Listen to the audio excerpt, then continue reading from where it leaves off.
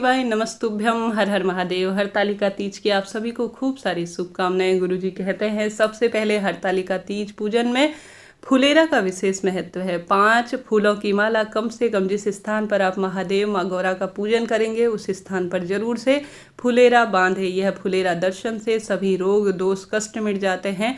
अखंड सौभाग्य का वरदान, मनचाहा प्रेम इससे प्राप्त होता है। इस वीडियो में पूर्ण रूप से हरतालिका तीज व्रत की पूजा विधि, संकल्प, नियम, संपूर्ण जानकारी आपको प्राप्त होगी ताकि आपकी पूजा पाठ संपूर्ण हो सके। देर न करते हुए आरंभ करते हैं। पूजा जैसे कि सबसे महत्वपूर्ण माना जाता है कलश स्थापना। यह बहुत बड़ी पूजा के रूप में है और सबसे बड़ी तीज के रूप में जानी जाती है। निर्जल और निराहार इस व्रत को किया जाता है। तो सबसे पहले आप सभी जहाँ पर भी बैठे हो उस स्थान को शुद्ध कर लीजिए और शुद्ध करने के पश्चात आप सभी सबसे पहले एक पाटा बिछा लीजिए जिसके ऊपर पीला या सफ़ेद या लाल रंग का कपड़ा, उसके ऊपर जो है आप सभी शिव पार्वती की कोई फोटो हो या जो है आप सबसे सुंदर, इस दिन सोमवार का दिन हो रहा है 18 सितंबर के दिन, तो आप जरूर से एक पार्थिव शिवलिंग बना लीजिए। जैसा आप स्क्रीन पर देख पा रहे हैं मैंने पार्थिव शिवलिंग बनाया है छोटा सा स्वरूप में।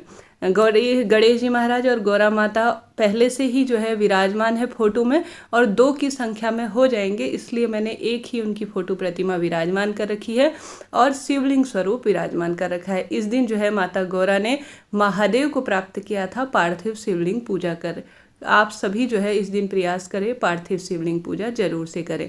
आप सभी सबसे पहले जो कलश है उसे स्थापित कर लेंगे और कलश के नीचे चावल का आसन दे देंगे। चावल जो है आप सामान्य ढेरी के तौर पर भी रख सकते हैं, अष्टदल कमल भी बना सकते हैं जैसे मैंने बनाया है। कलश में गंगा जल और जल भर लीजिए। जल के अंदर आप सभी थोड़ा सा आवश्यक रूप से एक हल्दी की गिठान, चावल, 1 रुपये का सिक्का और यह सारी चीज़ें जो है इसमें सम्मिलित कर लीजिए। दूर्वा और फूल 5 चीज़ें डालनी होती हैं।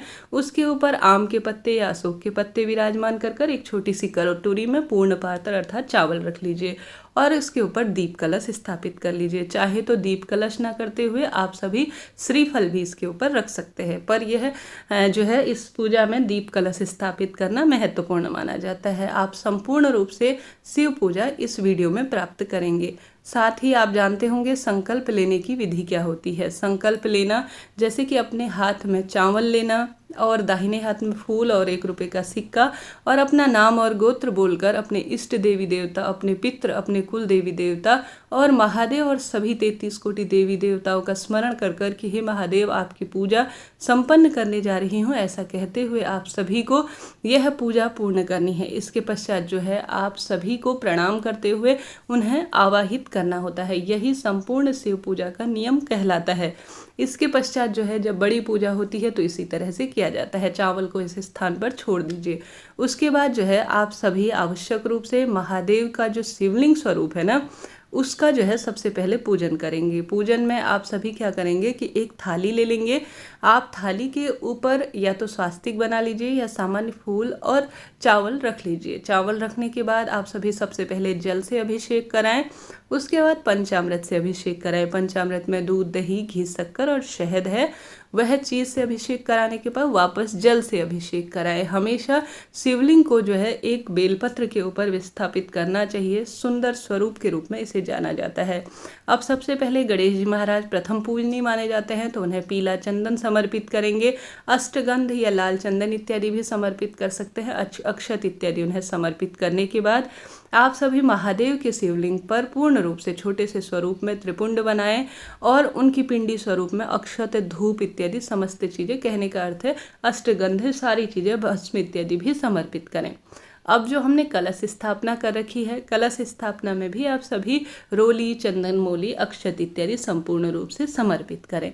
इत्र महादेव को अत्यधिक प्रिय है तो इत्र भी जरूर से उन्हें समर्पित करें। इससे महादेव बहुत जल्दी प्रसन्न होते हैं और जीवन में सब कामना सिद्ध कर देते हैं। तो आप सभी को आवश्यक रूप से महादेव के शिवलिंग में माता गौरी को और सभी देवी देवता जो फोटो प्रतिमा में विराजमान हैं उन्हें आवश्यक रूप से यह सभी चीज़ें समर्पित करनी है। अभी तक आपने वीडियो को लाइक नहीं किया तो कृपया करें।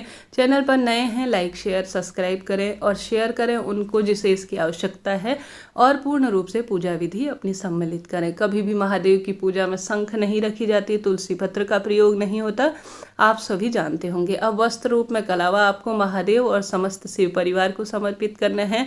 ओम वस्त्रम समर्पयामि, ओम जलम समर्पयामि, ओम अक्षतम समर्पयामि, ऐसा कहते हुए या श्री शिवाय नमस्तुभ्यम या हर हर महादेव का स्मरण करते हुए, मंत्रों का जाप करते हुए सभी चीज़ें महादेव को समर्पित करें। इसके बाद अगर आप गणेश जी महाराज के लिए यज्ञोपवीत और सुपारी लाए हैं तो सबसे पहले गणेश जी महाराज को समर्पित करें, उसके पश्चात जो है महादेव को समर्पित करें। इस तरह से सरल सी प्रक्रिया परंतु संपूर्ण मानी जाती है। आप कहेंगे तो सभी सामग्री भी मैं दिखाऊंगी, कोई सवाल हो तो वह पूछ लीजिएगा, कोई भी चीज़ समझ में ना आए तो तत्काल आपका अपना चैनल है, सभी सवालों के जवाब आप प्राप्त करेंगे। दुर्वा समर्पित करना आरोग्यता में वृद्धि करने वाला होता है, तो सबसे पहले गणेश जी महाराज फिर महादेव को समर्पित करें। हमेशा इस बात का ध्यान रखें, कोई भी चीज़ जो है ऊपर की ओर जैसे मैं समर्पित कर रही हूँ इस तरह से फूल बेलपत्र इत्यादि भी जो भी दुर्वा इत्यादि जिस तरह से उत्पन्न होती है धरती से उसी तरह से समर्पित करना मनोकामना पूर्ति में और सभी कार्यों की सिद्धि में सहायक माना जाता है। तो इस तरह से आप सभी पूजा करना पूर्ण रूप से जो है सम्मिलित करें। बेलपत्र देखिए सबसे पहले शिव परिवार को उसमें भी है। आपके पास अगर आपकी व्यवस्था नहीं हो पाती माटी का शिवलिंग बनाने की तो आप सामान्य तौर पर जो मूर्ति प्रतिमा है उसका भी पूजन कर सकते हैं। ठीक है, इस तरह से जो है चिकना वाला हिस्सा शिवलिंग की ओर आपको समर्पित करना है और जो खुरदुरा हिस्सा है वह ऊपरी ओर होता है। इस तरह से यह शिवलिंग पर बेलपत्र समर्पित करने का सही तरीका माना जाता है। अब जगह के अनुसार यह पूजा बदलती रहती है, प्रदोष काल में इसकी पूजा करना, और दूसरे चैनल पर बताया गया है कि पूजा का शुभ मुहूर्त क्या है, जरूर से जो है उस वीडियो को देखिए। और साथ ही इसमें भी आप सभी को शुभ मुहूर्त जल्दी ही वीडियो प्राप्त हो जाएगा। आँख धतूरा बेलपत्र पुष्प इत्यादि जो भी चीज़ आप व्यवस्था कर पाएँ धतूरा इत्यादि की वह जरूर से महादेव के लिए इस दिन बड़ी पूजा में जरूर से करें। कम से कम सुबह सामान्य पूजा करें, शाम के समय जो प्रदोष काल में पूजा की जाती है ना उस समय तो आप सभी विशेष करने का प्रयास करें। बहुत शुभ कार्यों के रूप में यह माना जाता है। महादेव के लिए जितना कर सके उतना कम है। 16 श्रृंगार कर सबसे बड़े दिन के रूप में कुंवारी लड़कियां भी व्रत नहीं भी करती हैं, आपके यहाँ चलन नहीं है तो भी इस तरह से पूजा करें, जीवन में आप सब कुछ प्राप्त कर लेंगे। सोमवार का पवित्र दिन है, इस दिन किए गए कोई भी कार्य लाख गुना फलों की प्राप्ति में सहायक है। अब फलाहार सभी पूजा संपन्न हो गई तो भगवान को भोग लगाने की बारी है। तो भोग में अभी जब मैं वीडियो बना रही थी तब जो है जो सामग्री घर पर उपलब्ध थी वही बना दिया है, महादेव को समर्पित किया है।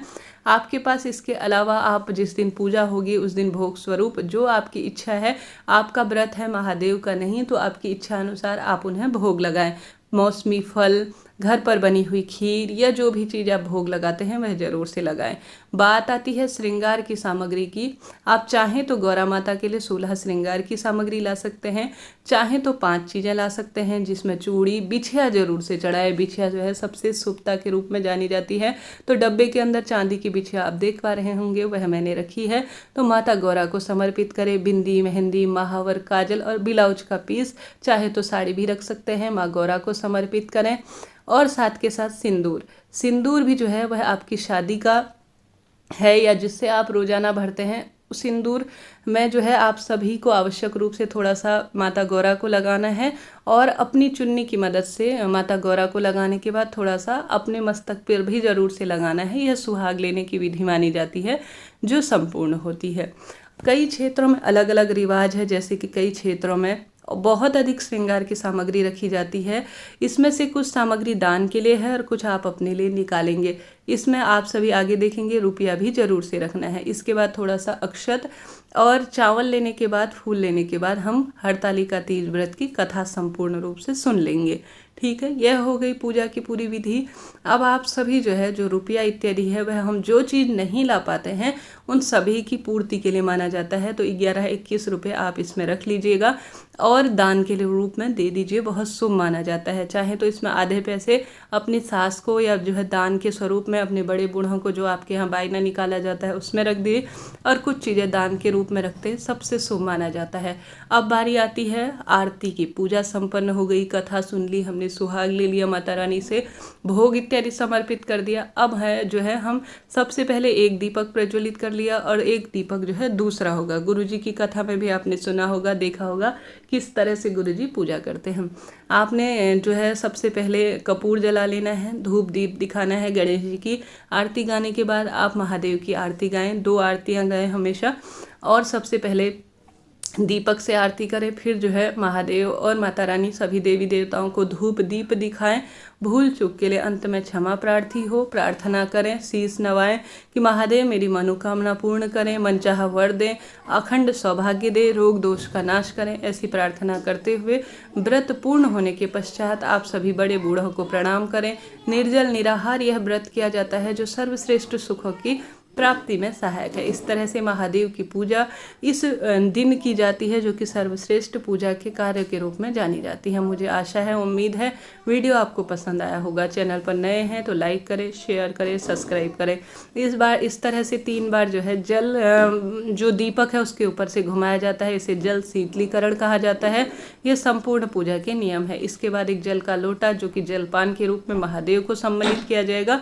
इस तरह से यह संपूर्ण पूजा विधि होती है। हर हर महादेव, जय शिव शंभू, राधे राधे।